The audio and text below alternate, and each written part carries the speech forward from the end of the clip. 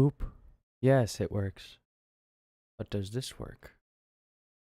Yeah, all their vassals. allies and Yeah. vassals, exactly right. But also, are we forgetting that this is the organization that runs like black site torture black sites all Yeah. over the world? Apparently, Nope. we forgot. Yeah, Ah. apparently, yeah. Nobody's Apparently buying. it's- Dude, nobody's buying the woke shit. You're a reactionary Yeah. organization. Okay. Just own that. Just be a reactionary organization. People will at least fucking respect you more. Which right? is so funny because that's what they said in the imposter syndrome bit. They literally said you need to own it. You know, be who you are. This is your job. And then the whole time they're just like waffling about what their job actually is. It's very silly. Exceptionally. It's the new age open collaborative office space which has entered the intelligence community, and to an extent, I don't know, you guys find it exceptionally cringe. I find it kind of beautiful, you know. Hey sir, may I speak freely? Of course you may. We are a flat hierarchy here. Thank you, sir. I believe we should drone strike this facility, sir. Thank you for your valuable input, sir. But We they're will hit children. that facility, Exactly sir. right. Yes. Indeed, That is sir. why we're striking. Thank you for voicing your concerns. We will jot them down, and it will be delivered to HR at your next sector or whatever quarterly evaluation meeting. Here is a gold star to put on your phone as a sign of appreciation for me as your boss. It's Every your... gold star is 10 children. Oh god. Yes, yeah. You are a proactive mass murderer. God. I mean, a very proactive work ethic, sir. Thank you very much. Editing Well, something yeah, on well, this there's laptop. 3 times. But he's got the gold skins on his guns. So this like, by the way, we're half an hour into this fucking bullshit. Oh my Hee god. hee hee. He Half says an hour, that- an hour into this Yeah. bullshit. You mean the actual episode? Sorry. No, the actual episode. We're half an hour into it. Yeah. And Cool. this Michael says Bush was concerned that terrorist groups would get their hands on WMDs and that they detonate a nuke in New York City. So 9/11 happens. President Bush is deeply concerned about another attack. The United States government says you should be on alert because new terror attacks could come at any moment. President Bush is deeply concerned about terrorists getting their hands on weapons of mass destruction. Nothing could be worse, right, than a nuclear weapon going off in New York City. In Iraq, we had a government that had relationships with terrorist groups and also once had weapons of mass destruction, had a chemical weapons program, actually used chemical weapons against the Iranians and against their own people. President Bush, deeply concerned that Iraq could give its weapons of mass destruction that we thought they had to Al-Qaeda. Look, if that was true, they would never in a million, the United States never in a million years would go on the offensive and attack aimlessly. The United States has proven itself to be a rabid animal that only understands force every single time. Real force is, like, every time real force posture is taken with the US, they actually develop some level of reason, at least enough not to do anything stupid like, I don't know, like the nukes and DPRK. They haven't invaded and destroyed North Korea because they have fucking nukes, right? Yeah. If terrorists could actually threaten the United States, they'd be like, oh, we're going to detonate a nuke in New York City, they would do their utmost to fucking, you know, like de-escalate and go on talks and whatever. Anyways, he then mentions Iraq, and he says, oh, Iraq had terrorist connections with terrorist groups and had WMDs, which are both proven lies, of course.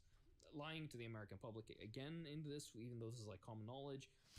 Like, for the people who need to know this, Iraq relentlessly suppressed Al-Qaeda affiliates and abandoned, very incorrectly in my opinion, this was a very incorrect policy decision, abandoned peaceful nuclear energy generation development in the 80s after the Israelis illegally struck it, and it was called terrorism on the world stage and was highly condemned at the time, but of course Israel is a rogue nation, they can do whatever the fuck they want because Big Daddy US will protect them from any consequences.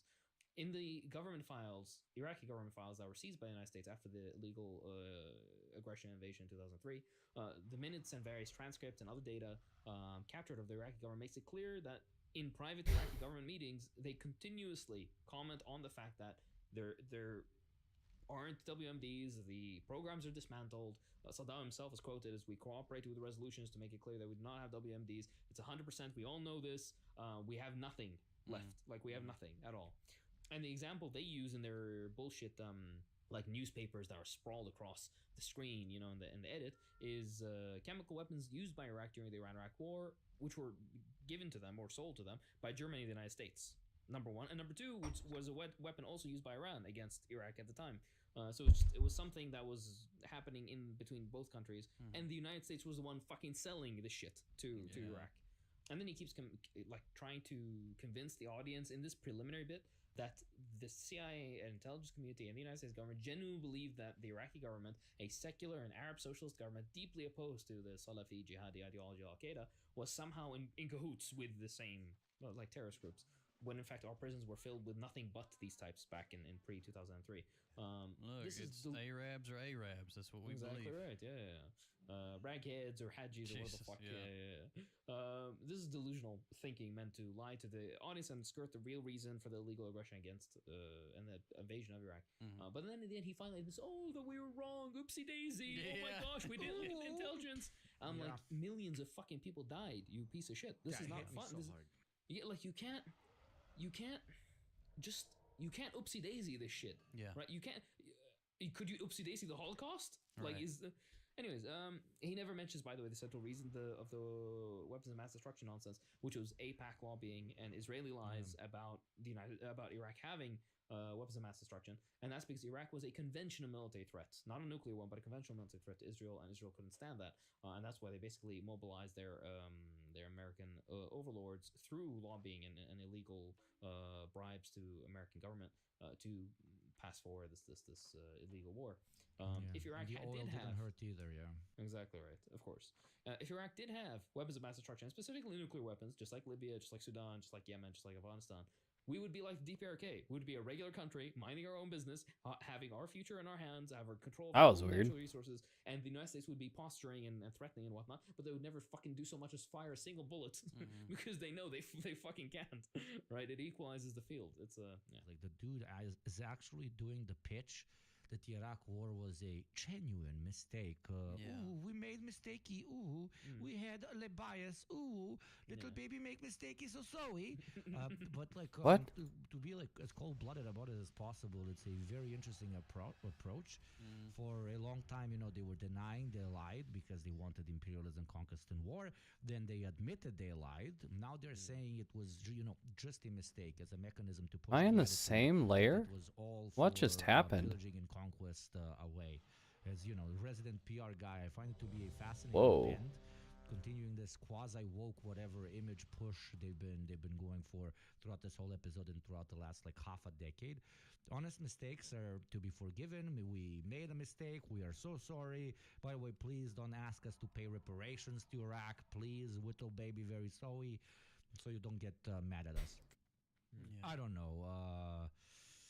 The classic fuck my life chat, I accidentally killed 1 million people moment. And the insanity about it is that it kind of works. It kind of like the population, the citizenry, not to generalize, of course, but here we're kind of in the generalization business.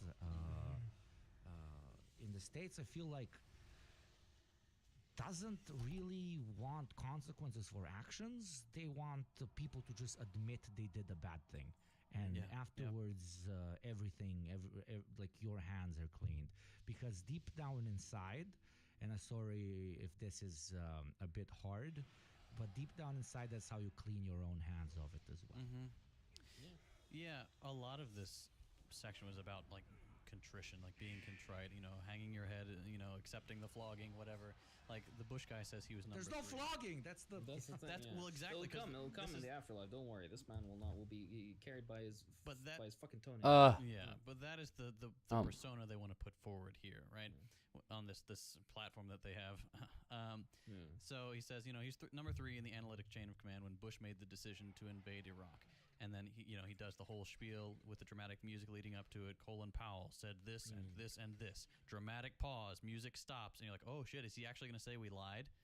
And then no, he says we decided to invade Iraq on faulty data. Shrug, oopsie. I was the number 3 on the analytic side of the agency, and had we gotten that right, from both a collection and an analytic perspective, maybe we wouldn't have gone to war. So that's something that I have to carry with me the rest of my life.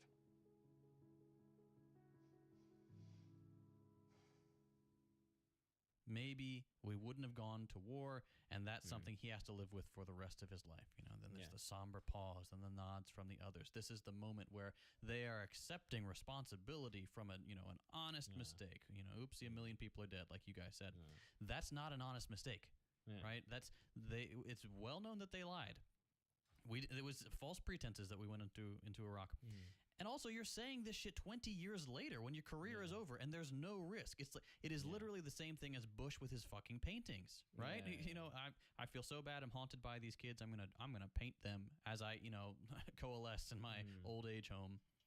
Nah. Yeah, it's stupid. It's insulting, and I know They like me. Formative bullshit. I know you. They really like me. They're like, this guy's on a mount. He's so nice. He does a lot of damage. Look at him go. But we never skip these things.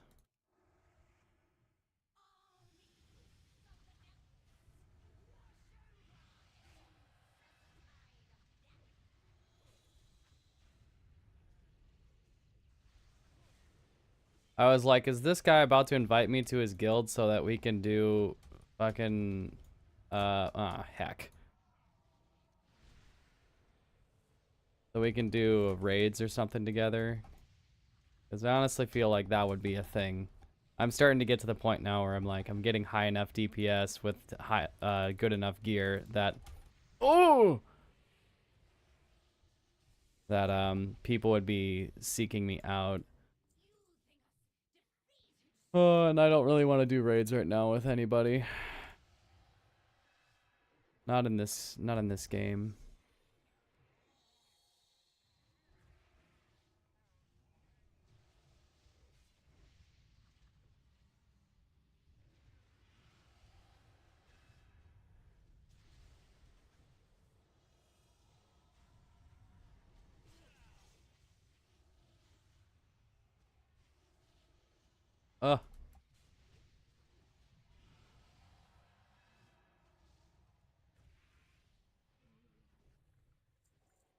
What? I didn't get a single heal proc.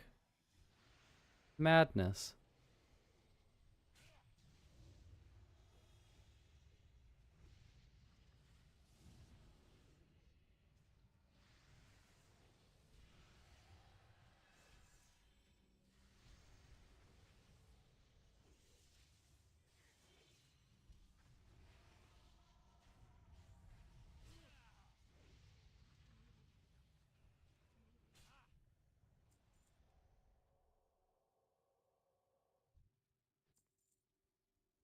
Another! Didn't get a single heal proc. That's madness.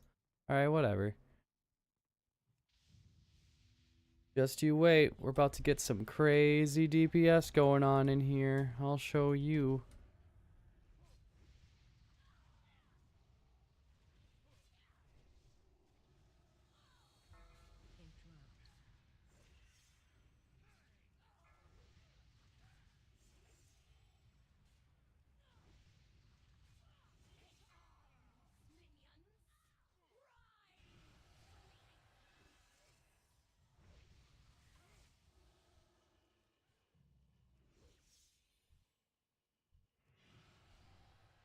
Yeah.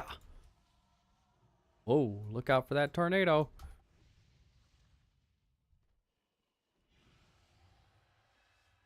Water spout, I guess is a better name for it. Put on cooldown.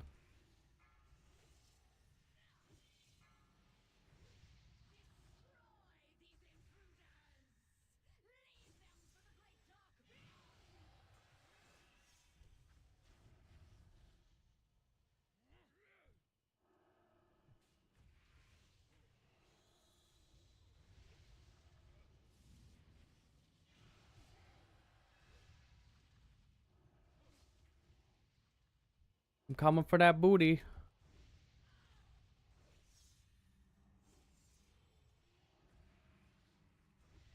$22K DPS? Whoa.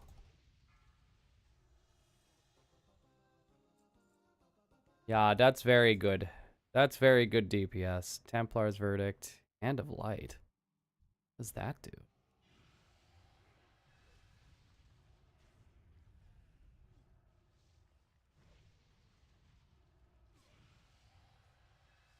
You don't know what Hand of Blight is. Why does it deal so much damage? You can get a single proc to do that. Huh.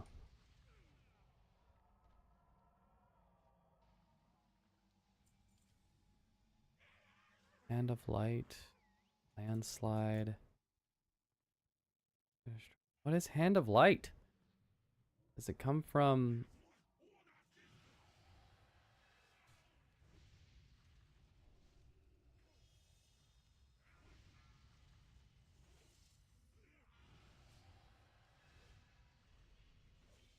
What? Load?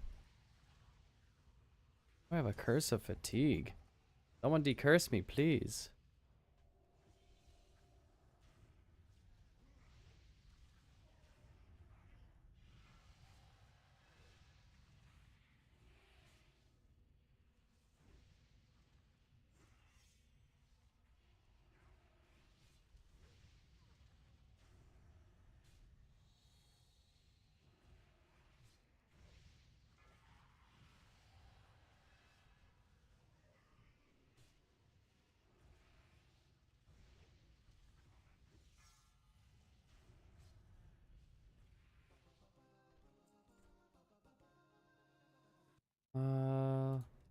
Yay. I did it. Very fast. Good. Moving on. Care. I know Convalesce. I'm stupid. Yeah, it's okay, Habibi. 0.8% of a language over here. Exactly right. Yeah, see, as evidence. But yeah, I was gonna say the further thing is he goes on to say the hardest thing for an analyst to understand are the intentions of a foreign leader, which is a cancerous obfuscation of the real reasoning for American actions. Turns out we were wrong. Turns out Saddam Hussein, the leader of Iraq, the dictator of Iraq, did not have weapons of mass destruction. He did not have chemical weapons. He did not have biological weapons. He was not reconstituting his nuclear weapons program. We thought all three of those things. We were wrong for two reasons. One, the hardest thing for an analyst to understand are the intentions of a foreign leader. Oh my god. The only way to get those intentions, to know what they're really thinking, to know what they're planning, is to have a spy. No! We didn't have that. Nobody talks about that, by the way. Oh my god. The United States and its intelligence community and its leadership do not want to understand what other countries are communicating and their leadership is trying to do and whatnot, even though those signals that they're sending are very clear. They want them to listen as the United States orders. That's what the rule-based order is. They make the rules and you fucking follow the orders. That's it, right? Yeah. He mentions like, oh, you have to have a spy in the room with them, or just fucking diplomacy. Literally everything Iraq did, they told you. Iraq telegraphed clearly to the entire world every single fucking thing they did. Same with the DPRK, by the way. Same with Libya. Same with every fucking. This is such a stupid statement. And then, of course, they even mentioned later that when Saddam was interrogated after he was captured, he clearly displayed more confidence in the CIA and their abilities to have correct intelligence. Yeah. I thought you guys were smart. Yeah, exactly. It's like, you guys are fucking. Oh my god. Jesus, that's the true torture that fucking man had to experience being. Anyways, there was even a part where they say that Saddam Hussein had more confidence in them finding out what was actually happening on the ground than what they actually thought was happening on the ground. That's why I guess everybody should have a fucking direct dial phone to Washington D.C. just so you call them and you're like, yo, I'm not trying to start a war, because apparently these dudes will use any pretense intentionally or just because they're so fucking incompetent as shit. But unfortunately, the rest of us pay for said incompetency. But at 32:05, he has a rant on confirmation bias, which I don't know. This might be the most dishonest part of the whole video. One of the most pernicious analytic biases is called confirmation bias. So you've come to a judgment already, and then you interpret new information through the filter of that initial judgment being right, rather than putting it through a filter that I'm open-minded here to changing my judgment. You're literally working for an intelligence agency, like creating confirmation bias for the masses is what you do, and you know very well that that's what you do. You literally stay in your job position if you confirm whatever your president has as a bias. You build consent for aggressive foreign policy through confirmation bias. You define what the bias of the masses becomes by looking at all potentialities. You are a living service to literally creating bias. I'm sorry that I'm repeating myself. He's just giving out excuses with literal therapy speak. So I don't know. I'm having a bit of a midlife crisis. Yes, me, Gopnik, in 2024 has just been a therapy speak gaslit by a psychopath working for the CIA on a website called Masterclass. What a time to be alive, especially for you listening to it on a show called The Deprogram by three communists. Like, the sentence I just said was not supposed to ever be said out loud, yet here we are. Hey. you want more brain rot? Towards the end of the episode, Our officers are at physical risk. So we're pretty good at thinking about those risks and when to take them, how to mitigate them. CIA is uniquely skilled in risk management because we take so many. he says the CIA is uniquely skilled at risk management because we take so many risks. Ever heard of the Bay of Pigs? This is why the U.S. is toying with nuclear annihilation with Russia. Have you seen this? The dickhead U.S. head of command, or where the fuck, they said that they'd win a nuclear confrontation with Russia and approve more crazy shit for Ukraine. The day after Russia demonstrated that they have a hypersonic missile capable of having 36 different nuclear warheads on it, delivered in just a few minutes to every major urban center within the United States, with no way of defending it, by the way. The United States does not have a system that can detect or defend against this missile as of now. And these people are saying, oh yeah, we'd win a nuclear confrontation. These are the people who are saying, oh, we are great at risk management. I think it's a, what's it called, winner takes all kind of system. It's like, we risk everything and we either win or the world gets fucking blown up. Yep. And then part one ends and clearly shows unintentionally that they're in the camera setting unintentionally shows that they're in a cringe spy set where they have empty notebooks in front of them, like as if they're supposed to be jotting notes down, and what's it called, like sitcom coffee mugs, which are completely empty. It's not like they drank something and then at the bottom there's a liquid. No, it's just an empty, unused cup. Yeah, just as a prop. Very, very dog shit. And also, like a cultural jab, like it's insane. They actually, like I found What? out from this thing, that a spy museum exists in the US, which, okay, probably exists in other countries. But there you can play a game where you are LARPing to be a CIA analyst, talking to Obamne, and you get to decide real time whether you would allow him to do like some special military operation or whatever. Oh. Or not. Capture Osama bin Laden. Osama bin Laden. I was like, whoa. You literally get to press the war crimes buttons, like no or war crimes. Oh, what? I love it. And by the way, you think that's bad? I don't know if you know. In Brussels, there's a European Union Museum of Ideology or something. I don't know if you've ever been there. Oh no. Yeah, I've had the pleasure of visiting this. Oh no. I've had a pleasure of visiting Museum of this. Ideology. It's like, I don't remember. It's like the university, a museum of political theories, political or thought or something, some shit. But it's a Oh my it's God. by the EU Parliament, right? It's fucking huge.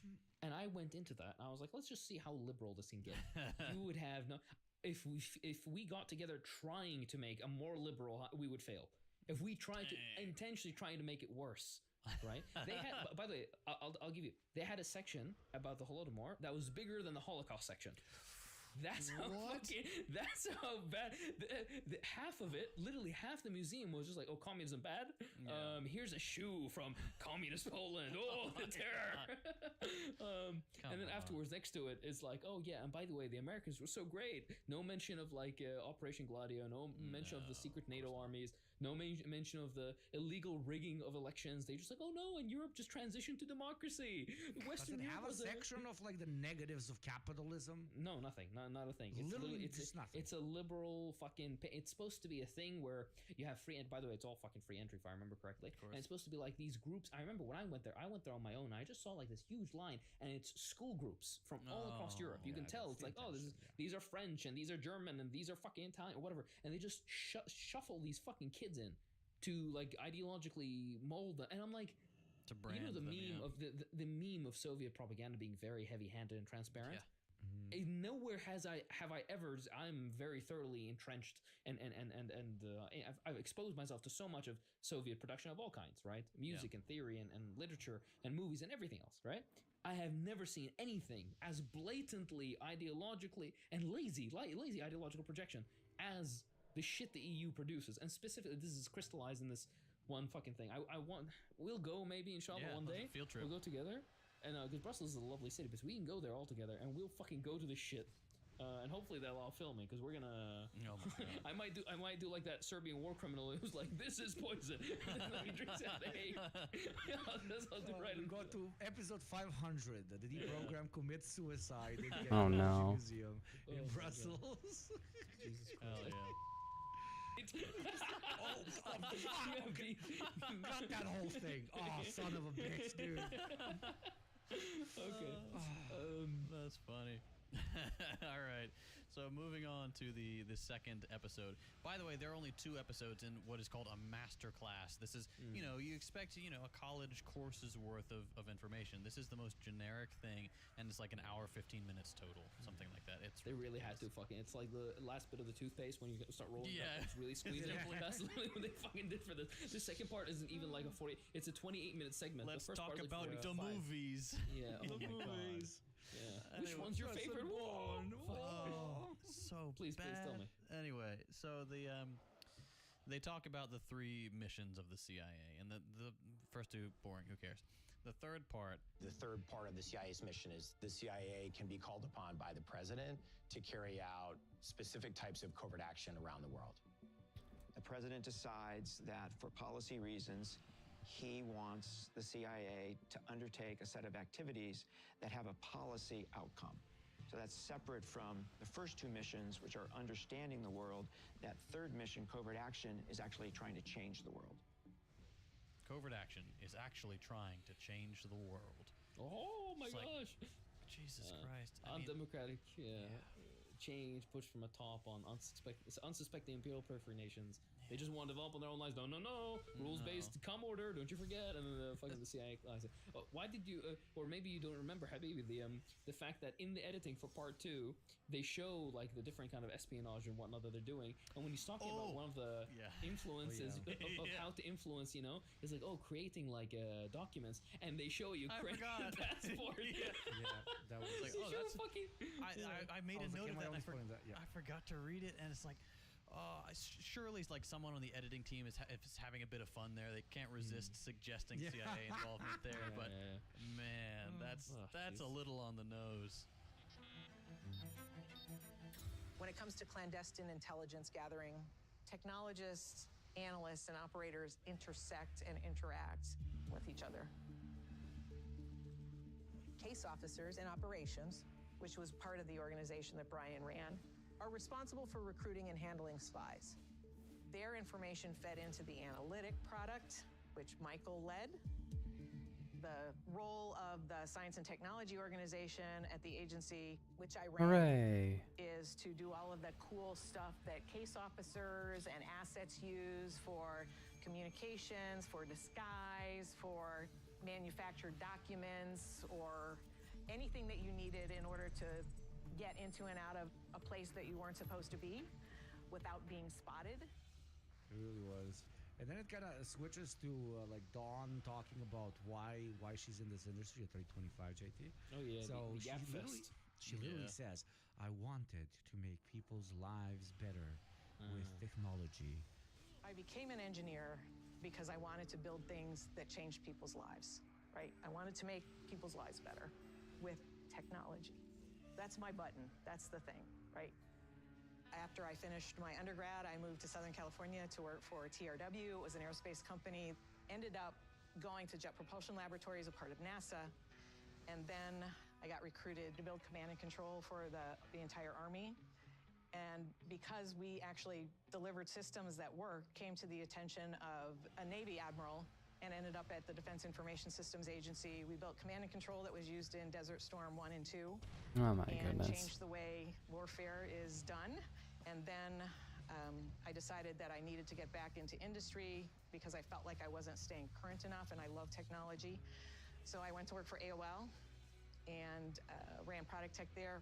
And in 2014, I was hired as the Deputy Director of Science and Technology for CIA. One of the last steps before coming on board was a critical interview with CIA Director John Brennan. So it's impressive how arguably the only place on the planet where you have people working for the army or for an intelligence agency actually believe the shit they put out. In other places, it's nationalism, patriotism, supremacist attitudes, or the basic need to feed your family, so you go work for them. That usually lands you in these types of jobs. Does that make it better? Probably not, but it makes it at least a little bit more honest. And enemy you can somewhat respect. The American has to go through so many ethical loops in order to explain to himself why he's in the, let's be honest here, killing industry, that it takes away almost any respect they could have for them from the get-go.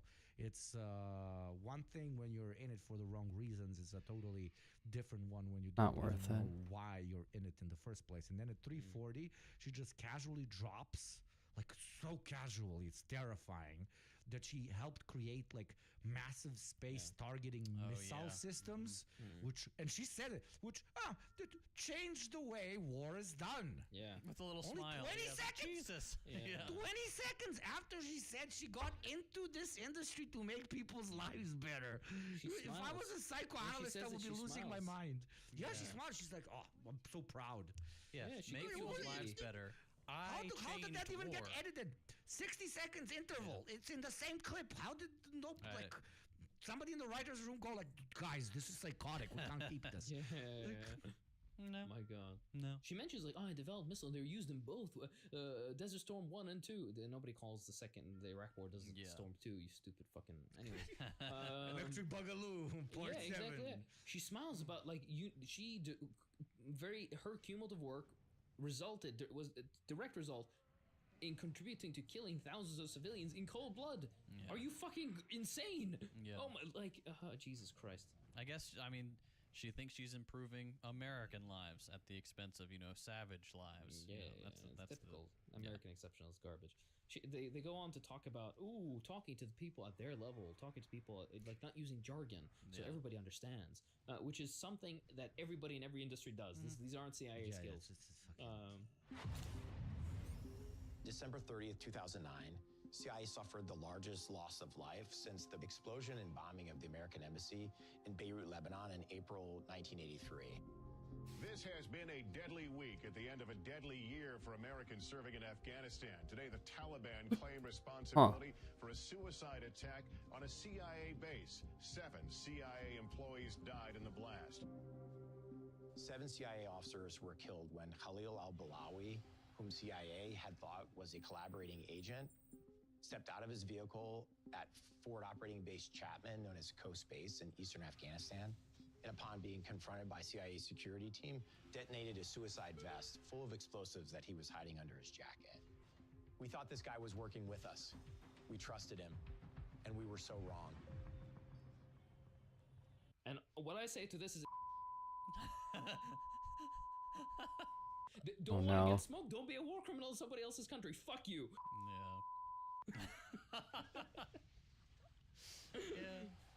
I mean, they got played, and I'm surprised they brought it up, frankly. Like, they got played big time. And like, how did this happen? We were so sure that he was our buddy, It's just so stupid. But sympathy points.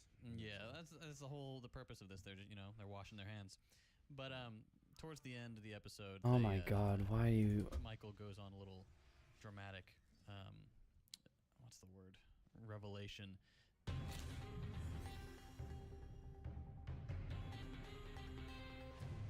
The CIA just recently declassified the fact that I went on 2 secret missions to North Korea in 2012 at the request of President Obama to put a policy proposal on the table that would have fundamentally changed the relationship between the United States and North Korea.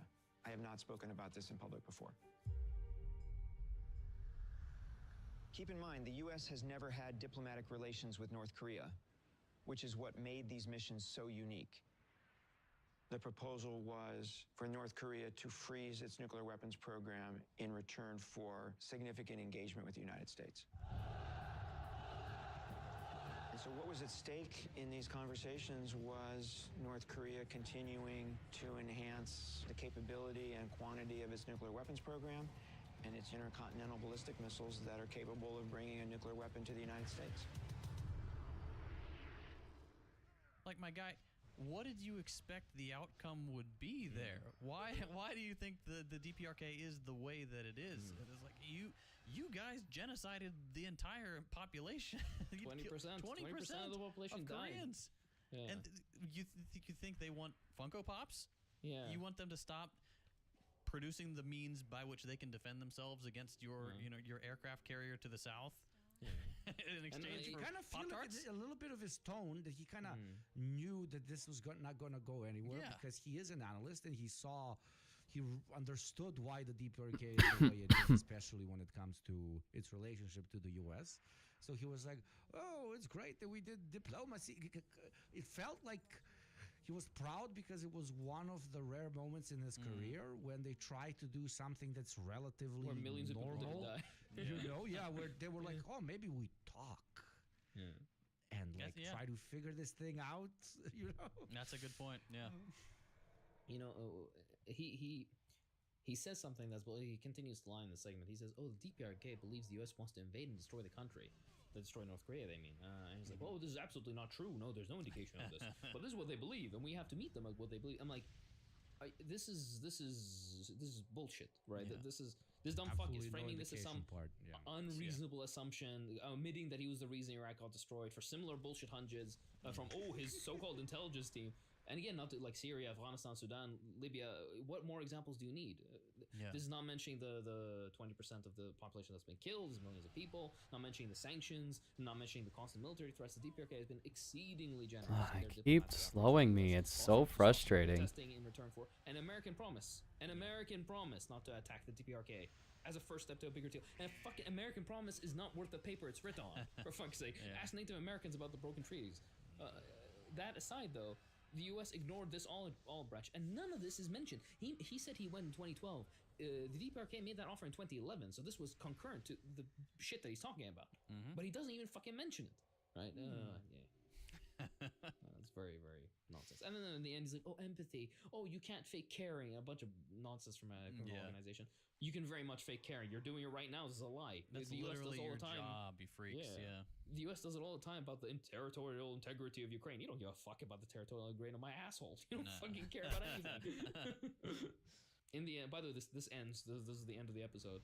It's way worse the second episode because half of it, or more than half of it, is talking about like cartoons and movies and shit, and be like, "Oh, we don't have gadgets like that." Tee.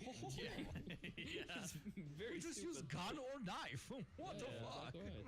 We use sarin gas. Sarin gas. To immobilize literal infants. Never in my life have I used an exploding conch shell. Yeah, exactly right. We have grenade. Yeah, fuck. I didn't learn anything. They have nothing to teach. This is a stupid gimmick. They could probably teach you real CIA shit, assassinating democratically elected leaders, sabotaging industry, torture, or the more stuff like info analysis. But you can learn that fucking anywhere. There's probably an Indian guy who was making YouTube videos on this, and it's far better than what the fuck these people can teach you. What I don't understand, and this is the kind of concluding point, how can anybody pay for this? Whoa. How could anybody see this and be like, "Oh, you know what? I need to get in on this. I need to get ahead on the, I don't know, fucking." What's a regular white guy name? What's a regular white guy name? Give me a regular white guy name. Ted in accounting. I need to get one over. So I'm gonna stupid. Yeah, I mean, joke's on us though, because we paid for it.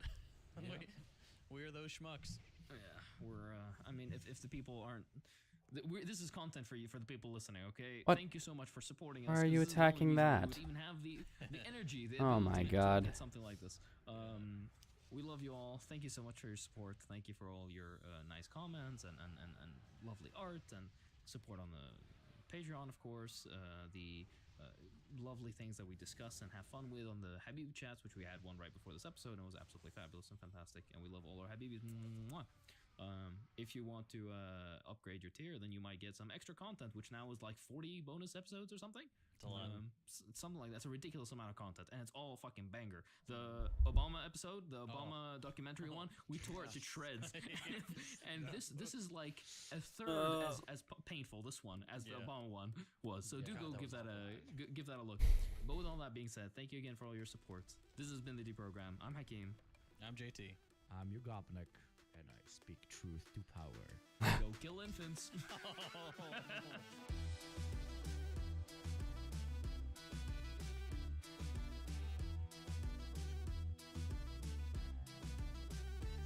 There we go. Let's turn. Ah, that's fine. I'll leave that up for a little bit. I haven't heard this for a minute. I'll go finish up these dailies and not run into any other random horde who aren't being blur. Does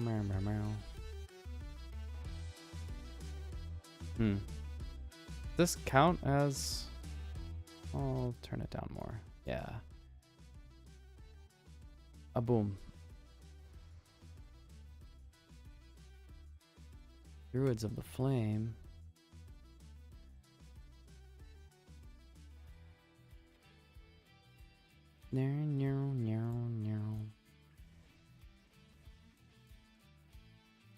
What? Come on. This is so frustrating. Some of these don't actually freaking do anything when you actually hit them. Or try to. This... Oh, come on, baby.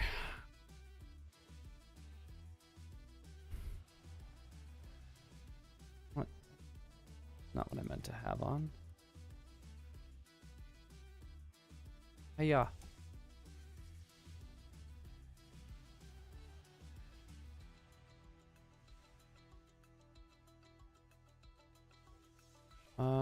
Oh hey, Tolbarad. Sure, I'll go do that in 6 minutes. Bet I could get these done by then.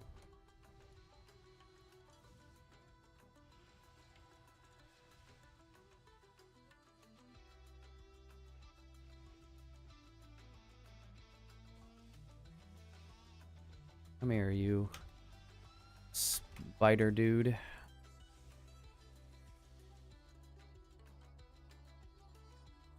Okay. Again. Do I need... No, eggs are done. So what's left?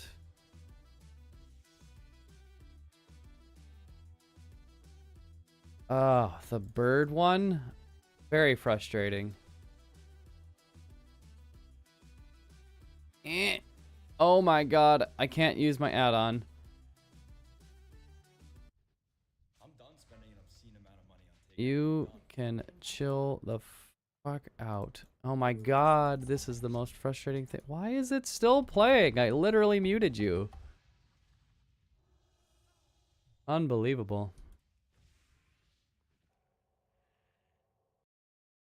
I was hoping that the first thing I'd be saying to you this year would be Happy New Year, but it has been anything but that. As many of you know, the first scheduled show of the year, it wasn't even supposed to be happening until Monday, January 6th, but there's been too much craziness going on not to talk about. So with that said, buckle up and let's just jump into it. Because we've got a truck attack in New Orleans, a bombing in Las Vegas, a shooting in New York, and just a bunch of horrible, horrible shit. But let's start with the deadliest attack first, New Orleans. Because the streets of the city's historic French Quarter, they were teeming with people Tuesday night and Wednesday morning. Not only to celebrate the new year, but also to attend a college football playoff game at the nearby Bonk. But then at around 3:15 in the morning, a Ford pickup truck veered around a police barricade on Bourbon Street and drove straight for the pedestrians. And this is the barrier system meant to prevent vehicle attacks like this was reportedly being repaired in preparation for the Super Bowl in February. And so the truck plowed through a crowd of people with the driver, reportedly a 42-year-old man, exiting the vehicle and shooting at the cops, with him reportedly killing 14 people and wounding around 30 others in total before he himself was shot dead by cops at the scene. And this is you have local police saying that 2 officers were injured but are stable. Now with that said, we are still learning the identities of all of them. Some have already come out, and I think it's important to put a human face on these numbers. So what we're seeing is that among the dead, This is like the 27-year-old worst. Nicole Perez, a mother who reportedly brought her 4-year-old son to the deli that she managed when she was off from school and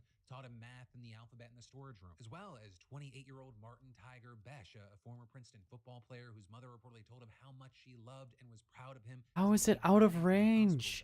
This is the worst quest. Who had just started college and was beloved in his community. With them just being a few of the many others who I'm sure we're going to be hearing about in the coming days. Now, with that said, as far as the suspect, we are still learning about who he was and how he did this, but information is pouring in quick. With a law enforcement source telling the Associated Press, investigators recovered a handgun and an AR-style rifle from the scene, as well as what reportedly appeared to be an improvised explosive. And it's prevented from casting when you're actually being attacked.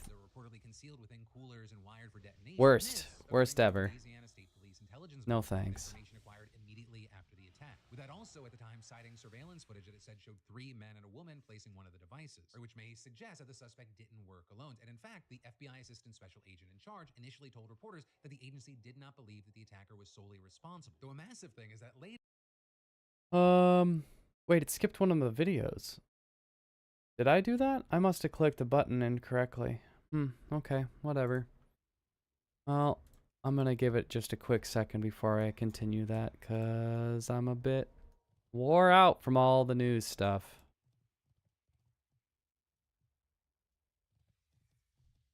Bit of time to just think. Heckin' Philly D with his Philly D.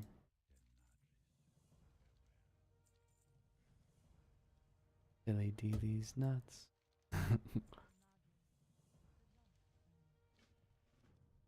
What? That's dumb.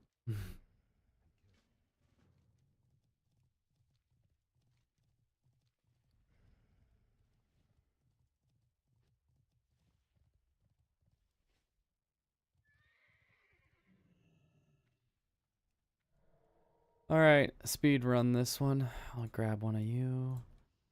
Mash you. Oh wow, there's a whole lot of things over here. Makes this easy. Alright.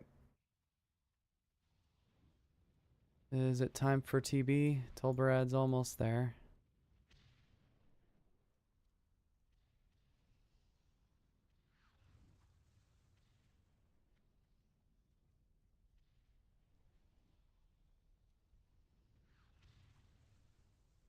Jump. Wee. No thank you, I don't want what you're selling. Oh, okay, I guess he just doesn't explode.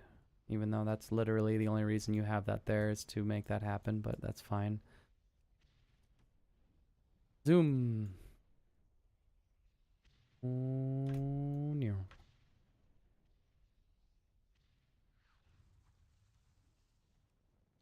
Doesn't it auto do that? Man, Questy's in rough shape. I probably should restart it. Restart the whole client. Maybe it needs an update. But maybe Classic isn't being updated as much anymore because it's just not quite as sought after. Can I finish this achievement? Please? Please let me finish. Ancient char scale? That'd be really cool if it could.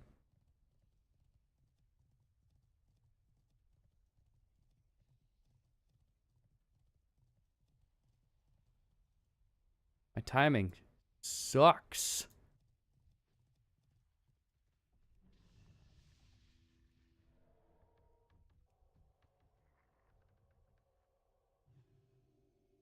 The FBI announced that it actually does believe that the attacker worked alone, reversing its Coffee. position. Now, with all this, right, what we do know is mostly what we've heard about the driver himself from law enforcement and from President Biden at a news conference yesterday. The FBI has reported to me the killer was an American citizen, born in Texas.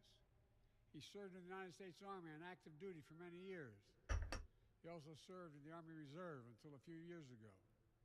The FBI also reported to me that mere hours before the attack, he posted videos on social media indicating that he's inspired by ISIS, expressing a desire to kill. With Biden there then adding that the man reportedly had an Islamic State flag flying on the truck's trailer hitch. Also, as far as his military background, it's been reported that he joined back in 2007. Oh, Harbinger. Resources and information Ew. technology and deployed to Afghanistan from 2009 to 2010. With him then reportedly reportedly leaving the Army Reserve in 2020, having reached the rank of staff sergeant. Right, and as far as those details, that he was a native-born citizen and an Army veteran, those are important details because you have many out there that have speculated that he was an illegal immigrant. But the point of that claim Bouncing around. from a false Fox News report that the man crossed over from Mexico into Texas 2 days before the attack, which then appeared to get picked up by Donald Trump just minutes after, with him writing on Truth Social. When I said that the criminals coming in are far worse than the criminals we have in our country, that statement was constantly refuted by Democrats and the fake news media, but it turned out to be true. With this, as Vice President-elect J.D. Vance also screenshotted that post and shared it on X. With this, then just continuing to spread thanks to many, including Marjorie Taylor Greene. Then, soon afterward, other outlets reported that there's no evidence tying the driver who crossed the border to the attack or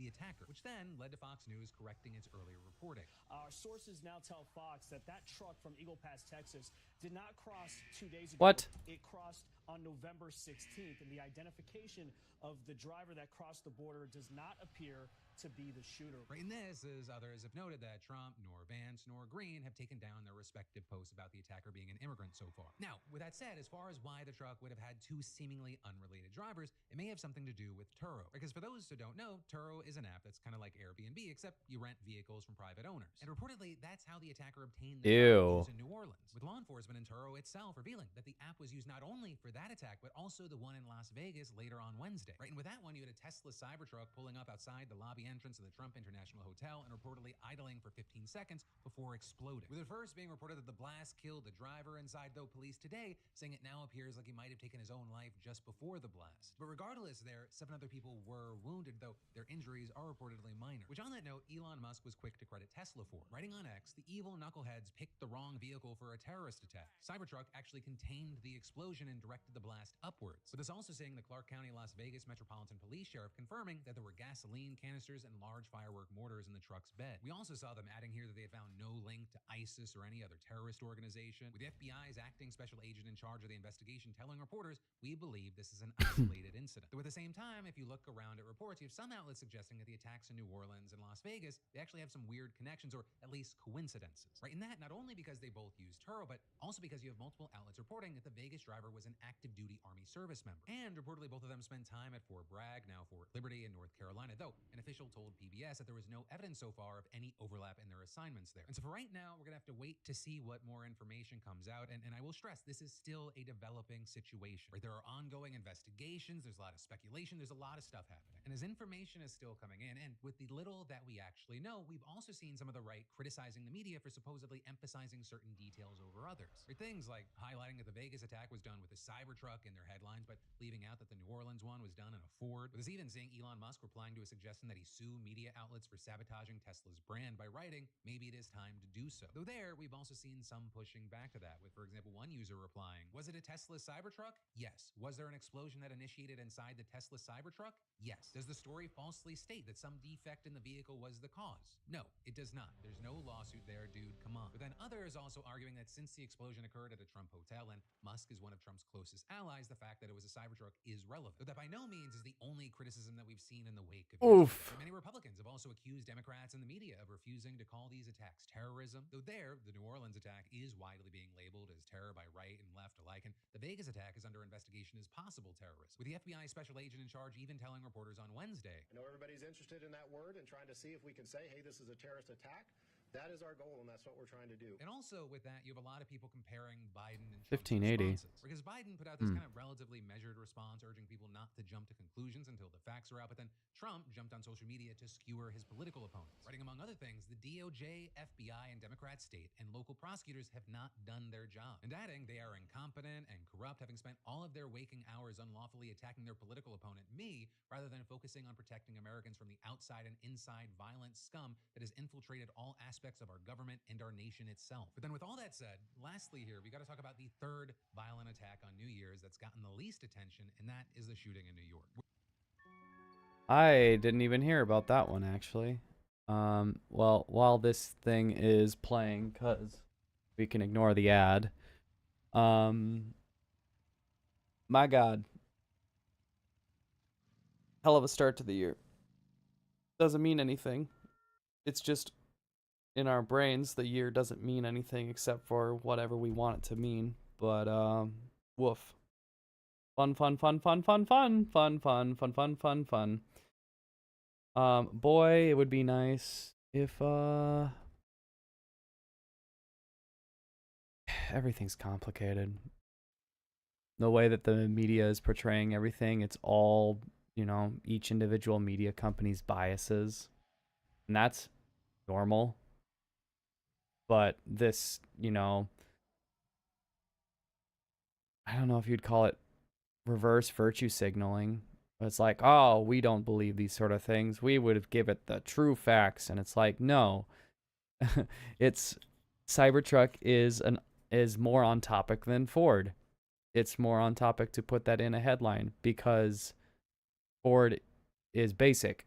Everyone knows what that is. It's not interesting. Cybertruck, though, as soon as anything happens to a Cybertruck, everybody's like, oh, was it because the Cybertruck did a thing? You get the clicks. So, of course, they're going to post that it has a Cybertruck in it. And trying to say to anybody, oh, yeah, well, there's clearly media is trying to, pull something here. It's like, yeah, they are. They're trying to make more money by getting people to click on it. Don't blame the media for just knowing how to play the game. It's the people who are the players who are actually clicking on the links that are causing issues. But no, in this, these attacks are incredible and terrible and wow. With no explanation for them whatsoever. So it's really like, it's like a storm or a tornado that just blows through a town, or it kills people, and there's just no rhyme or reason to it, and everybody's looking for something, and nothing to even really grasp at, and it will be forgotten in the next few days, a week or two, and I don't even think there's anything that can be done for it except, make communities more sociable and allow them to talk to each other so that there is a sense of solidarity amongst the community and not this, single people go off and do their own things, whether it's for good or for not. But we don't live in a nice, happy, social commentary world. We like our individualism, and everybody's gotta get on the grind. You're alone in the world. Get used to it, sort of attitude. So here, have some buffs. Whoopsie. Queens after 10. Notably, for a split second, it looked like there was another possible terror-related attack in Queens after 10 people got shot. Though there, police then quickly came out and made it clear that they do not think that this was a terror attack, instead calling it another senseless shooting by 3 to 4 gunmen. With the silver lining here being that the NYPD has stated that all 10 are expected to recover with non-life-threatening injuries. And as far as the details, you had investigators saying wow. the shooting happened just after 11 p.m. on New Year's Day at a club. And this is ABC7 reported that the 90 people there were celebrating the birthday and life of a local teen who was murdered in 2024. With the gunmen here who police say are in their late teens to early 20s then walking up to the club and firing at least 30 shots on a group waiting outside. And so far, no arrests have been made, though police are looking into a sedan with out-of-state license plates that was used as the getaway vehicle. But then, in completely unrelated news, Justin Baldoni is now suing the New York Times for libel, claiming that it's reporting on allegations from the set of It Ends With Us push narratives fabricated by Blake Lively. But as you might remember, Blake was the lead of the movie and Justin was her co-star and the film's director. And back in December, while the show was on break, Blake filed a complaint accusing Justin of 2 major things: sexual harassment on set and launching a smear campaign against her during the film's release. And according to that complaint, Blake had to hold a meeting to ask Justin and a producer to stop discussing porn and previous sexual experiences in front of others, as well as discussions of people's genitalia and questions about Blake's weight. It also alleged that Justin improvised intimate acts that Blake hadn't okayed and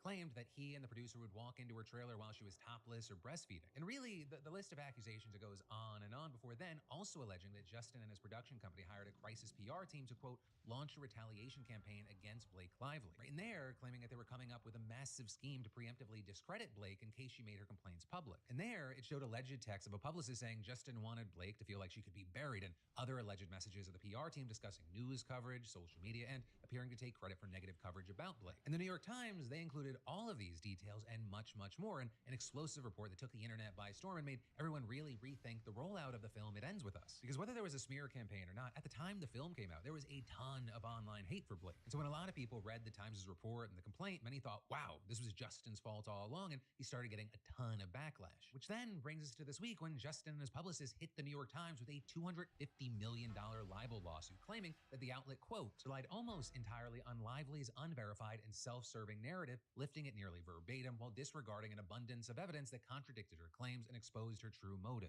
Ooh. Social media goes in and takes something a little further than without knowing all the information. And, well, when it comes to anything that's social media related, anything that is entertainment related or where you're an image for people to look at, not image like, you know, it's a picture. It's more like their impression of you, and your impression impacts a lot of people, and a lot of those people communicate with each other. You're playing a game, and the game is scary, and if people know how to play it better than you or can use it to take advantage of you, well, things will go down. But that's not maybe the whole story here, so. And arguing that they didn't give Justin and his team enough time to respond and even publish the article ahead of schedule, shortening an already brief window. They also went on to allege that the Times intentionally omitted text messages that gave more context and disputed Blake's narrative, adding there, if the Times truly reviewed the thousands of private communications it claimed to have obtained, its reporters would have seen incontrovertible evidence that it was Lively, not plaintiffs, who engaged in a calculated smear campaign, with them then further alleging that Blake also took control of the film away from Justin in her efforts to harm his reputation. But the Times here is saying they are planning to defend itself against the allegations, and adding in a statement that, quote, the role of an independent news organization is to follow the facts where they lead, and adding, our story was meticulously and responsibly reported. It was based on a review of thousands of pages of original documents, including the text messages and emails that we quote accurately and at length in the article, with them then also noting that they published the full statement that Justin's team gave in response. Now, with all that said, for her part, Blake's team has said that the lawsuit here doesn't change any of the allegations, and in fact, on Tuesday, she followed up her legal complaint against Baldoni with a lawsuit. And so far with all this, the response to this is a little bit all over the place, especially depending on where the coverage was focused, right? You have some going back to Justin's side, thinking that he is the one that's owed an apology because people were so quick to believe Blake's allegations, with a number of people here noting things like some articles have included additional alleged text messages, including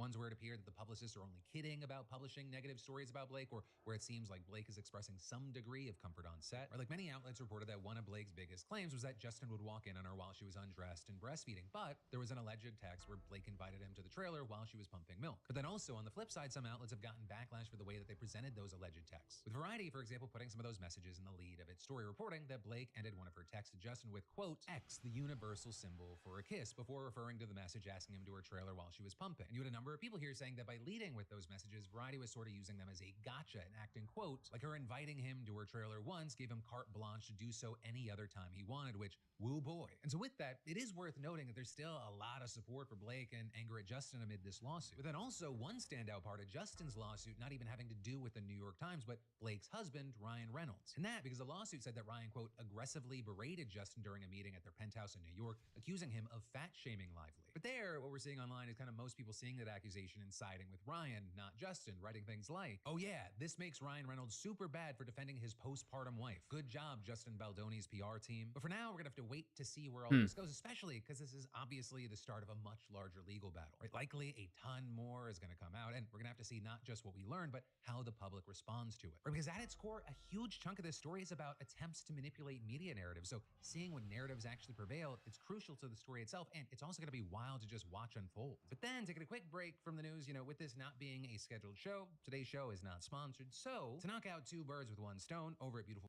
They sell shirts. His stuff probably is fine, but I'm honestly careful when it comes to anything that's from influencers.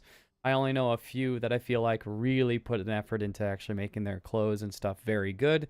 I haven't done the research, but the ones that I do like are Climate Town actually has put an enormous amount of work in having good clothes, good stuff that is eco-friendly. It's conscious clothing, and it's also priced that way, unfortunately. But clothes are already way cheaper than they probably should be but that's what slave labor will get you.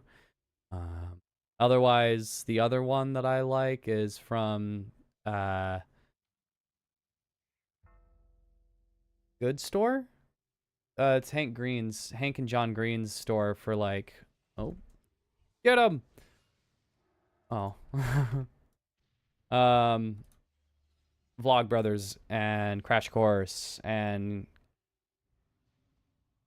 I don't remember what that other their big like all-encompassing thing that kind of is in charge of everything. Curiosity? I don't remember. 10 seconds. Woo! But it's yeah. Philip DeFranco's stuff might be good. Also, supporting small creators is a huge deal. It's very important to do this. So that alone probably is enough reason to throw Philip DeFranco a little bit of Monets. All right, moving on. Awesome gear. I truly think our stuff's the best. Also at an amazing discount, and it helps support the show. But shifting gears from there, you've got tragic news not just in the United. I'm actually gonna go grab some more coffee, so I will be right back. Bink. Yeah.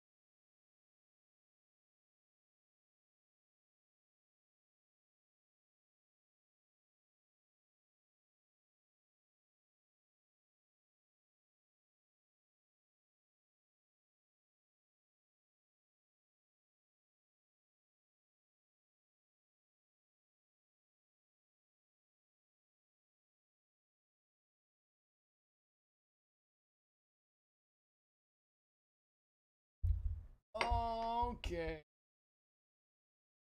Bink, bink. Me. I've returned. Joyous day. Yeah, I'm starting to really not like this. No, the hair's okay. I'm looking at like I usually do kind of a flip in front, bangs flip in front that I like, but I tried doing a center part and now I'm kind of like, it's fine, I guess.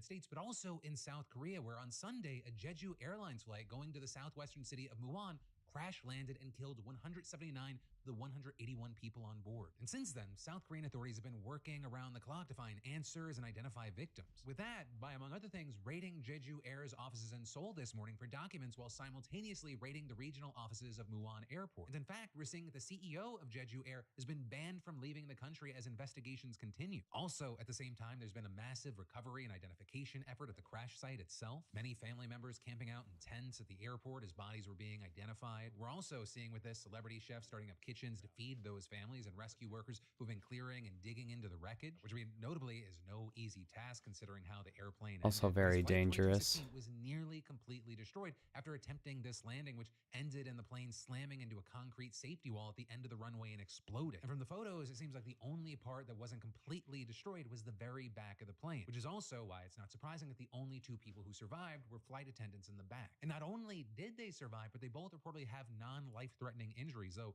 officials also say they don't really remember the crash. Now, obviously, you have a lot of people demanding answers here, but they are especially... How in the world did it not dispense all of its freaking fuel? A plane exploding upon hitting a safety barrier is not a good safety barrier. But that is...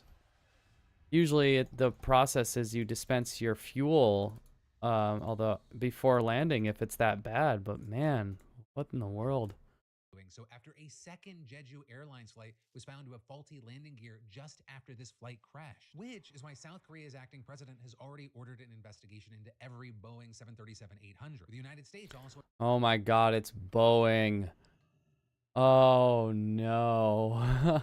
announcing it would send a team to help investigate. Also, quick tangent with us mentioning the acting president of South Korea. It has been a crazy first few days on the job. Right, this crash happened 2 days after he replaced the last acting president following his impeachment, which on that note, apparently this current guy is also possibly going to be getting impeached depending on whether he approves or blocks the appointment of a special counsel to investigate suspended President Yoon. And all of this is then going back to the plane. We're still waiting for the black box information to be released. So as far as hints to what happened here, you do have officials saying that just minutes before landing, air traffic control warned the flight about a potential bird strike. With that, seemingly then confirmed after the pilot radioed in, Mayday, Mayday, Mayday, bird strike going around. We're also seeing that local outlets have released footage that they claim shows Oh, an engine shoot. going out because of the strike. But then that led to just more questions than answers online, with many wondering how a bird strike would then prevent the landing gear from being used. Especially because in another angle of the video, you can allegedly see that at least one engine was working, leading to speculation like engine 1 should have been enough to perform a go-around and give the pilot enough time to address the landing gear issue, or even prepare for a landing without the gear. Speculation is circulating that the pilot may have shut down the wrong engine. Though this, as others feel, that it may be due to poor maintenance of the airplane, which appears to be backed up by the other Jeju Air 737-800 having a landing gear malfunction. Which also, when we're talking about the plane, like, you shouldn't confuse these with the 737 MAX 8s, which infamously killed a ton of people due to poor design decisions. Especially because one of the big things with this news is that the 800s have been in production for decades and they've rarely had accidents, which, you know, for a lot of people just adds to how scary this situation is. But for now, we're gonna have to wait to see what other information comes out and just in general what comes from these investigations. With that, Yeah, it's just too little information to have any opinion on it. Generally, all things considered, airplanes are still the safest form of travel because of the stringent conditions that we do have for planes, and making sure that they're in good shape, even with the issues that we're coming across with Boeing and whatnot. That being said, boy, I'm not sure I really have much else there. Actually, I'm not sure. Are planes safer than trains? Probably depends on where you are. I'm sure in some countries trains are better than planes, but that's only because trains are so ridiculously underfunded in places like the US. I don't know. switching gears to political news, Mike Johnson is fighting for his political life right now because the House is going to be voting tomorrow on whether they want to keep him as Speaker, but there are still some major holdouts who could sink the whole damn thing. And that is especially significant because those holdouts come even after Donald Trump himself threw his support behind Johnson, posting on Truth Social earlier this week. Speaker Mike Johnson is a good, hardworking, religious man. He will do the right thing, and we will continue to win. Mike has my complete and total endorsement. Make America great again. And not long after that, we saw his new bestie, Elon Musk, whose word has become increasingly influential in Congress, also voicing his support for Johnson. Oh, Johnson my posting lordy. a tweet sharing Trump's statement, and Musk responding by saying, "I feel the same way. You have my full support." But despite all that, it's been reported that nearly a dozen Republicans have refused to commit to backing Johnson as Speaker, with this notably including members of the right-wing House Freedom Caucus who say they want Johnson to provide a clear plan for how he is going to unite the narrow majority in the House to pass Trump's policy agenda while also reducing spending. And many also reportedly pissed at Johnson for teaming up with Democrats to pass major spending measures, including aid to Ukraine and a short-term spending bill to fund the government and prevent a shutdown. Also, amid all the grumbling, at least one right-wing politician has explicitly said he will vote against Johnson's speakership. With that being Representative Thomas Massey, who made a lengthy post on X expressing his views one day after Trump's endorsement of Johnson, writing, "Even if Mike's entire goal is to do everything Trump wants without debate or question, which I would argue is not healthy for the institution of Congress,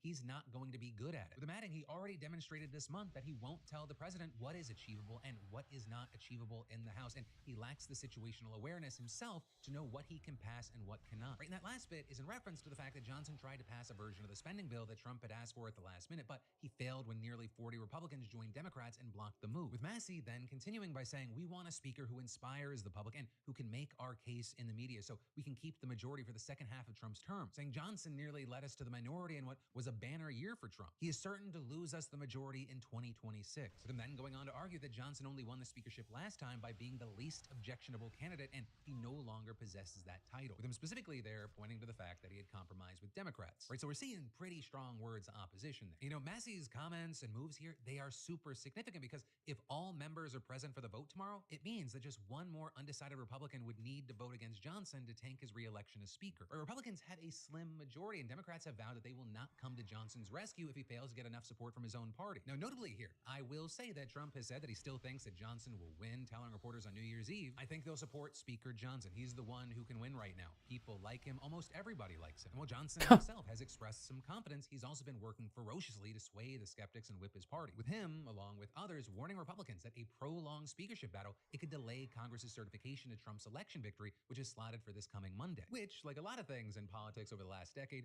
would kind of be unprecedented. Right? Congress has never tried to certify a presidential election without a House Speaker, and it's actually unclear what would happen if no one's seated come January 6th. So there's just a ton at stake for the here and the now, but also for the future. And for now, we're gonna have to wait to see how all this plays out tomorrow. But that is where I'm gonna leave that. That's insane, honestly. Like, who else would you possibly have as Speaker? Because they're not there to be...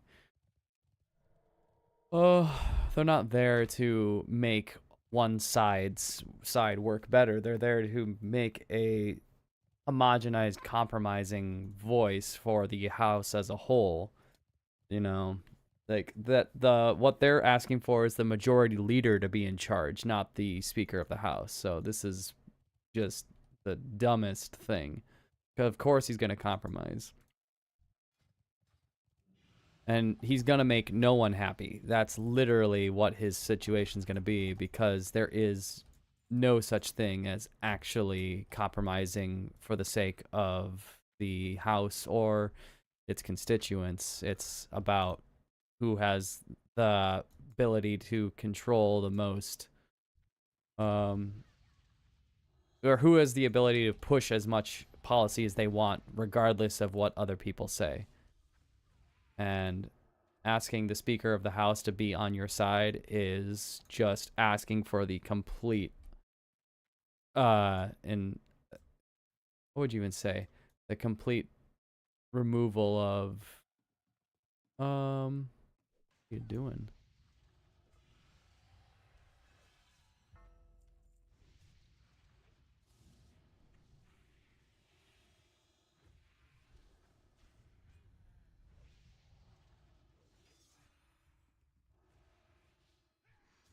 Oh, shit.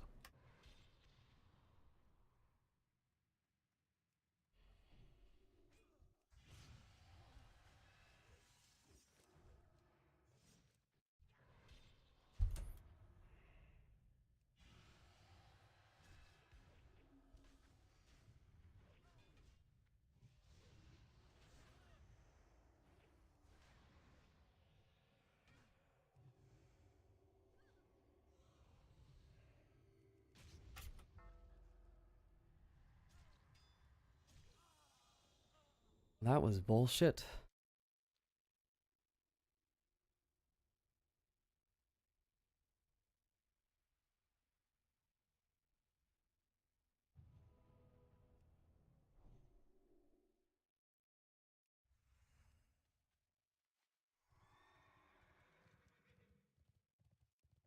Real fun when people try and just yank you. Like, this game is still something that people play for fun.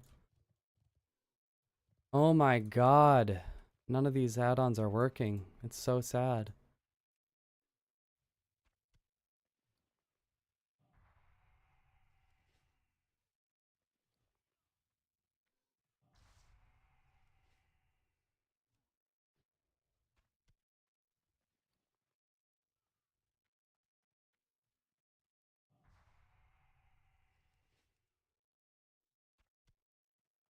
Now I was dealing no damage to them, so they're probably in full PvP gear.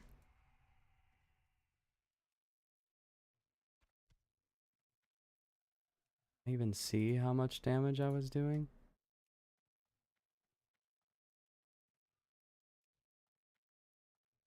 Oh my god, yeah, it did no damage. They're in full PvP gear. That is dumb.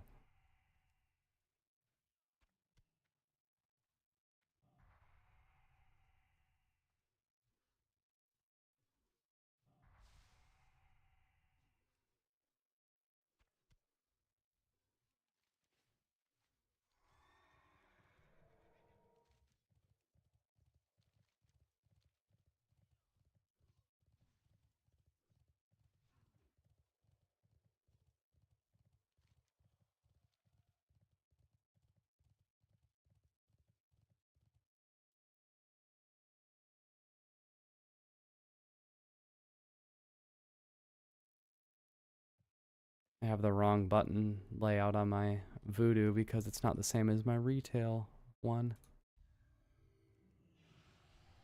Things for now, though I will say this. One, let me know your thoughts, opinions, and reactions to any of the stories we covered today. The most PvP I've had for literal months, and it's super bullshit. Comments may show up in the next Monday video, which that brings us to 2. The Philip DeFranco Show is returning on Monday, January 6th, and is back on schedule, so you'll be getting a show on Monday, Tuesday, Wednesday, Thursday, like usual. Yeah, then I guess finally 3. I love yo faces. Stay safe out there, and I'll see you next time.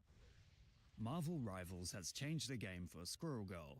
Initially existing as a beloved comedy character within the Marvel Universe, Squirrel Girl, aka Doreen Green, has become something of an icon for those who are terribly down bad. I think Jack Jake's post summed up the attitude towards Squirrel Girl quite well, as he wrote, "I have uploaded a large amount of Marvel Rivals models to a Google Drive, and since I see them trending, before anyone asks, yes it has Psylocke, yes it has Squirrel Girl, and yes, Galacta is there too. Marvel 3 modders get on it." It's clear that there's a ton of hype surrounding the girl with the big bushy tail, and it's not all just because she's a popular character to play in the game. Team-based shooters like Marvel Rivals and Overwatch and Team Fortress 2 provide detailed 3D models for their properties, and in doing so have revolutionized certain areas of the internet within the realms of not quite safe for work animations, as has been extensively covered by meme culture. As such, with Marvel Rivals taking clear inspiration from Overwatch with objectives, UI, and mechanics, it would seem the parallels lead to outside of gameplay too. That being said, Squirrel Girl does have a pretty interesting backstory. She was introduced to Marvel in 1991 and created during a time when comics were all about extremely serious, gritty, and dramatic storylines. Squirrel Girl's powers include the ability to talk to squirrels and, of course, enhanced physical capabilities. However, her position as a comedic character means she usually wins the day through unexpected means, making her a fun superhero to read. And, whilst she remained a relatively niche yet popular character over the years, it wouldn't be until 2015 that she'd debut in her very own series called Unbeatable Squirrel Girl, which was highly rated as a charming and goofy romp. It ran until 2019 and is very likely the reason why we're seeing the character utilized in Marvel Rivals today. At any rate, as we've seen in previous iterations of hero shooters and team-based games, it is not unusual for players to absolutely thirst over characters, and this fact is certainly not lost online as the inevitable Rule 34 of the internet springs to life. In short, Squirrel Girl's addition to and design overhaul within Marvel Rivals has led to a seemingly inevitable reaction toward her character design, as the internet finds a woman who is part squirrel extremely attractive. What meme would you guys like me to give a lesson in next? Let me know in the comments below. And remember, like and subscribe. Oh no. Oh, 34, it's too powerful.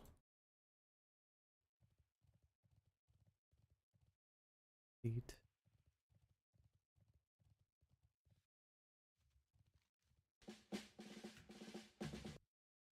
Oh my gosh. Not the military propaganda. Oh my gosh. I have had the worst time.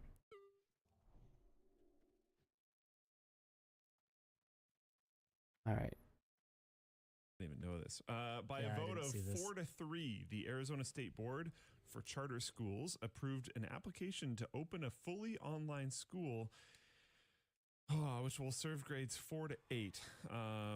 That doesn't automatically sound all that bad. Unbound Academy hopes to use AI to condense academic instruction into a 2-hour window, which now sounds really bad, to free up time for life skill workshops covering financial literacy, public speaking, goal setting, entrepreneurship, critical thinking, and creative problem solving. Which sounds great. Except, in theory. Quote, As students work through lessons on subjects like math, reading, and science, the AI system will analyze their responses, time spent on tasks, and even emotional cues to optimize the difficulty and presentation of content. Oh That no. sounds ambitious. Wow. Good luck with that. I don't believe Wow, that sounds like that's a problem. that sounds like a Stanley Parable style like video game level of issue when it would be applied to the workplace. And this feels like to me some amount of desensitization before it gets applied to the workplace, but we'll see. Unbound Academy has been trialing this 2-hour learning method in Texas, seemingly in person, and has applications to open other schools in Arkansas and Utah. Experts have questioned the effectiveness of personalized education programs and have called it Orwellian, an Orwellian misnomer for replacing teachers with digital services and data mining software. Yeah. Much of the criticism stems from the lack of clarity behind the term. Yep. Personalized learning is perhaps like personalized ads, i.e. data collection, a form of doublespeak, says Adam, and I strongly agree. Discussion question. Do you think kids need that real connection with teachers in order to do well? I'm going to stop you right there. Yeah. Not necessarily. Oh, I do. But what they definitely need is a real connection with other students. Oh, yeah. 100%. And in theory, good point. This is freeing up time for life skill workshops covering financial literacy, public speaking, goal setting, entrepreneurship, critical thinking, and creative problem solving. In practice, homeschooling is an extremely poorly regulated area. Exceedingly I so. strongly recommend watching the John Oliver segment on it. Oh, cool. Yeah. Good callback, actually. And I'm not saying that you have to agree with John Oliver on everything, but what I will say is that as far as background research goes, they do a pretty darn good job, and this just feels like homeschooling with extra steps. To me, it feels like if you're going to have a problem kid, it's just going to be exacerbated so much. AI and everything, we're all doomed. Everything's great. Better put AI in it. What's that? We don't have enough teachers? Well, let's not throw any extra money at actually paying for them. I know. Let's make AI replace the teaching jobs. No, we don't need to have AI replace CEO jobs or anything that actually pays well or is actually, superfluous and pointless. Let's actually use it to get rid of art, get rid of teaching, get rid of anything that is actually part of the human spirit, because we gotta make more money for the people at the top. Sorry. I guess everything leads me back to propaganda. Because without someone there being able to do something about it, I don't know. What if they just frown at the AI camera for like 5 minutes? What does it do? Nothing? Nothing. Does it make the tasks easier because it detects kid is upset? Like, I don't know. Assuming that every single kid is just going to do this perfectly seems... But I mean, assuming every kid is going to do traditional school perfectly, it's not right either. Isn't that the whole reason why the teachers are there? Or a big part of it? But I mean, not every teacher is great. I mean, no, I definitely agree. Oh, certainly not. One of my most frustrating experiences... I'm sure every person had at least one bad teacher. Yeah. One of my most frustrating experiences being in school was... 14. Knowing from having parents who were teachers and from having my teachers who were teachers and, seeing a little bit of the inside baseball, knowing that competency was not necessarily the most important attribute for keeping your job and getting promotions and raises. Yeah. Seniority. Yeah. It was politics. Yeah. And that's not That's how, everything, that's not how things though. should be done, right? Mastery. Anyway, yeah, good luck, Arizona. I am deeply worried about the... I'm deeply worried about education. You said no, there will be a baseline and it'll be monitored. It won't be so easy they graduate below level. Yeah, but you can't fail kids anymore. That's a whole thing. So like, actually, it totally could be. I don't know. I don't have a great answer, and I'm not in that field. I don't have a kid, but education doesn't feel like it's going in a fantastic direction. The And node. I feel bad. I didn't become an educator because I saw the writing on the wall.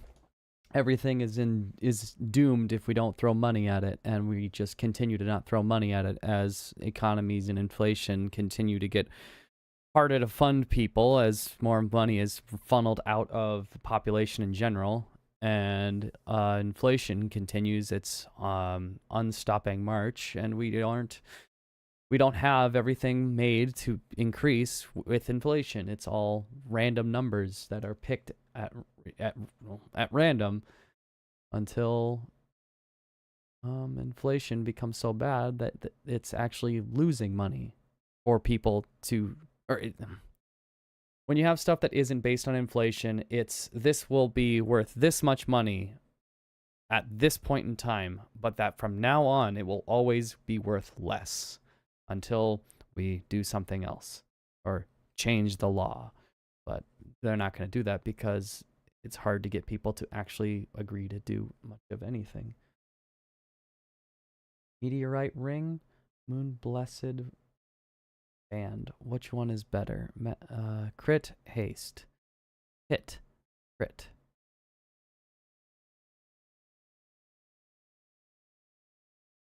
I guess I get rid of the meteorite band.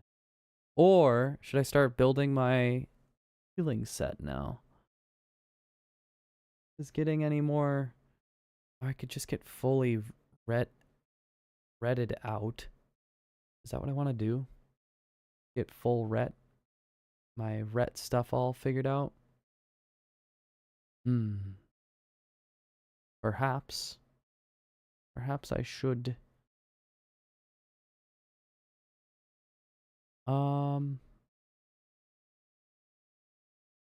Expertise.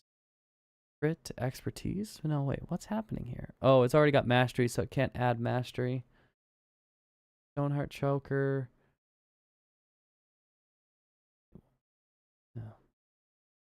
I'm just gonna do the serrated brimstone. Oh, what is this? Signet? Put this, replace it with the meteorite ring. Okay. Sell the meteorite ring. DPS set is saved. And now I have 330 Valor left to do with other stuff. So all I have left for Valor is, wow, don't you look frickin' fancy. All I have left for Valor is, Trinket, sorry, the Relic, and the Neck, I believe. And then I will be done. Oh, shoot. Currency. Suppose I could get another piece of BOE gear. BOA gear, rather. Bad for the kids. The No Child Left Behind paradigm feels like... It feels sort of Conrad like says, a good idea, or a warm idea that in practice, I just don't really understand why we're still giving it any credence. Conrad says, my mom is a teacher and says the upcoming generation is not okay. And I don't think it's their fault, to be super clear, at all. I think the current powers that be are setting them up for failure. We are trying... Well, everyone is trying to funnel money out of them because we're not protecting them from being exploited by businesses and advertising. We should just find ways to prevent them from being advertised to, so the people that are actually educating our kids are trained teachers and not corporations and algorithms. But who gotta get more money? I don't think it's the kids. Never the kids. Yeah. Anyways. The world around them. Yeah, Inventor 2Boy5 says, yeah, that's what my sister's telling me too. She's a teacher too. They are super uninterested in learning. Yeah. Where's the hope? I'm reminded of that famous Where's the inspiration? misattributed quote.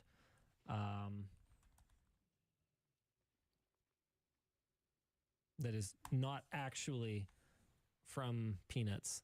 And Linus didn't actually say this in the strip, but so good. Yeah. It stuck with me, though. Yeah. I mean, it feels like that, right? I'm done spending an obscene amount. Oh, gosh, make it stop. None of those advertisements, please. Thank you. We got to move to here. Yeah, education is, it's a big freaking sad. Everything sucks. Everything is really scary, and people have no idea how screwed they are. Like, the incoming generation who is going to have to take over the millennials and Gen Z eventually when it comes to policy making and running the government, we're screwed. There's no effort being done to protect kids. And the boomers are the cause. There's no social anything. No one cares about people in general. They only care about individuals. We have no social construct whatsoever. So China is going to be the superpower in the world. And when that happens, whenever, you know, enough stuff happens around the world for Taiwan to become irrelevant, whether it's through stuff for chip manufacturing and other industries are spread out across the world, or chip manufacturing just reaches a point where we can't really get any better transistors without completely changing how we make computer chips, because silicon just cannot go any further. We have to switch to graphite or something, graphite, or some other development there where technology just has stagnated. There is reason to believe China will just kind of be in control at that point. And America will be, boy, struggling to find its spot in the world, maybe? I don't know. Kind of scary. What's happening now? Let's watch an educational video. Yeah. Episode quite a while ago, and as we were digging into the production, our fellow YouTuber Cleo Abram posted one on the same subject, which is great, and you should watch it. But it turns out her adventure to the center of the planet turned out to be quite different from our own, which I think is very interesting. So we decided to use the video we had already shot and tell our own story. As a kid, did you, like me, have that dream of just digging a hole at the beach and then making it all the way to the center of the earth? My friend Jeff dug a hole in his backyard until he hit the water table. It was a well. But as always happens, our dreams get cut short long before you reach bedrock. But over the years, people have kept at it. Scientists and engineers all over the world have tried digging as deep as possible, hoping to learn more about the inside of our planet. Despite their best efforts and decades of drilling, these projects have barely scratched the surface. Turns out nearly 6,400 kilometers of planet might be a bit too much of a challenge for us right now. But what if we could do it? What if we had the tech, like in the terrible/brilliant 2000s film The Core, to blast all the way to the middle? What would we experience along the way? I'm going to take you on a journey to the center of the earth. On the way, we will discover huge fields of diamonds, solid rock flowing almost like a liquid, and a mysterious inner core that scientists are only just beginning to understand. But you might want to grab a glass of water, because it's going to get hot. The first stage of our journey takes us through the crust. And if your objective is to get through the top layer of the planet as fast as possible, you probably should start in maybe an unexpected place, The ocean. Oceanic crust is the thinnest kind on Earth, maxing out at about 10 kilometers in depth, made pretty much entirely out of basaltic igneous rock. In the 1960s, the US chose this seemingly easy route with their Project Mohole, aiming to get samples from the oceanic crust off the coast of Guadalupe, Mexico. The problem is, before you even get to that igneous rock, you have several kilometers of ocean to deal with. Geologists have described drilling into the ocean floor through the ocean as being like drilling through the ground from a helicopter. It was difficult and expensive, and Project Mohole only managed to dig a hole about 180 meters deep before the money and everyone's patience ran out. Even with today's technology honed by decades of deep ocean drilling, researchers have only penetrated a little more than 2 kilometers below the sea floor, less than a third of the distance needed to make it through the crust, which leaves us with starting out our hole on dry land on a nice, stable bit of continental crust. The kicker here is that the crust is a lot thicker than the stuff beneath the oceans, and we could be facing up to 70 kilometers of rock on our crustal journey alone. And as we delve deeper into these rocks, the conditions make our project a little tricky. Temperature is increased by 25 degrees Celsius for every kilometer we descend toward the planet's superheated interior. And thanks to the weight of the rocks above, the pressure increases by 1 atmosphere for every 3 meters down. Ultimately, this is what has stalled all of our real-world attempts to dig to the center of the Earth, like the Kola Superdeep Borehole, the USSR's answer to Project Mohole. Yes, in addition to having a space race where we went up, we had an inside race too, where we tried to go down, and the USSR beat us in that one. We've talked about this amazing feat of engineering on SciShow before, and it still holds the record for the deepest hole on Earth at just over 12 kilometers. But despite more than 2 decades of drilling, this distance is barely a fifth of the way through the continental crust and 0.2% of the way through the Earth. The reality is, any real-world drilling effort will ultimately falter because at some point, things will get so hot that the metal in the drills will become too soft for them to work. There are some people working on giant lasers to do this, though, so that's cool. There is a reason we know more about the furthest reaches of our solar system than we do about the inside of our planet. There's basically nothing in between us and Pluto. Like, it's just vacuum the whole way. It's the opposite when you start going down. But remember, we are suspending our disbelief here and conveniently setting aside silly little things like material physics. So let's just say we could do more than what the Soviets did. The science of seismology, which uses earthquake waves as a kind of sonar for the Earth's interior, can give us a good idea about what we might encounter. At depths of more than 3.5 kilometers, we will still find animals in the form of devil worms, which are cool as cucumbers despite the heat and pressure. Those worms eat microscopic bacteria that live down there in the rocks too, and those simple life forms can withstand even more extreme conditions, surviving more than 5 kilometers deep in the crust. Of course, all life needs water to survive, and tiny cracks from the surface can allow fresh water to permeate as deep as 10 kilometers down. But there are pockets of salty water down there too, trapped by the surrounding rock. With no way to circulate, scientists think it could have been sitting there for many millions of years and could contain ancient microbes dating from the geological past. And we'll also find ancient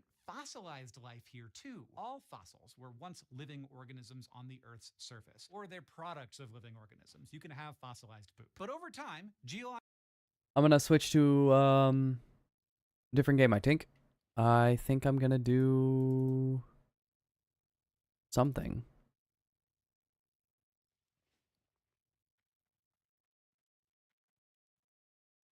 Am I? Oh, I should probably find out how much I am. Oh, I've got plenty of room to collect more Valor points. I almost said VP as if that's some special thing. Gotta get me some VP. Gotta be careful. You never know if you have enough VP or not. Switch back to D.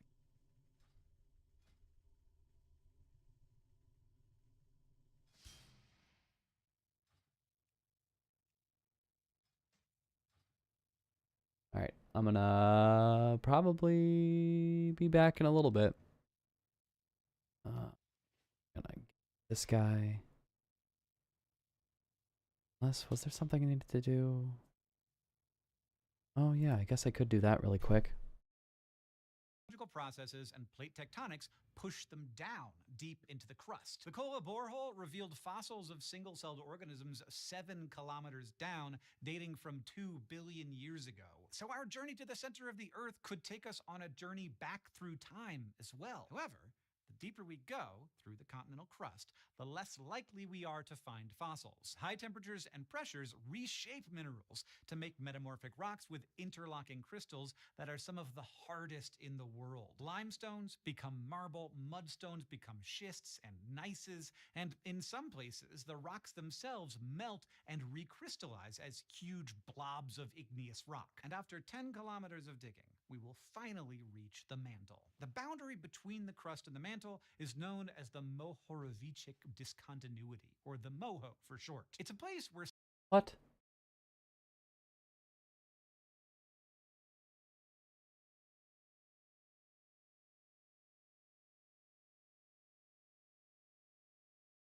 Temporarily blocked. Shoot. Well then. I guess it is a pretty recent thing. Well, alright. Then I won't worry about that one. It's automatically blocking it. Alright, well, fine. We'll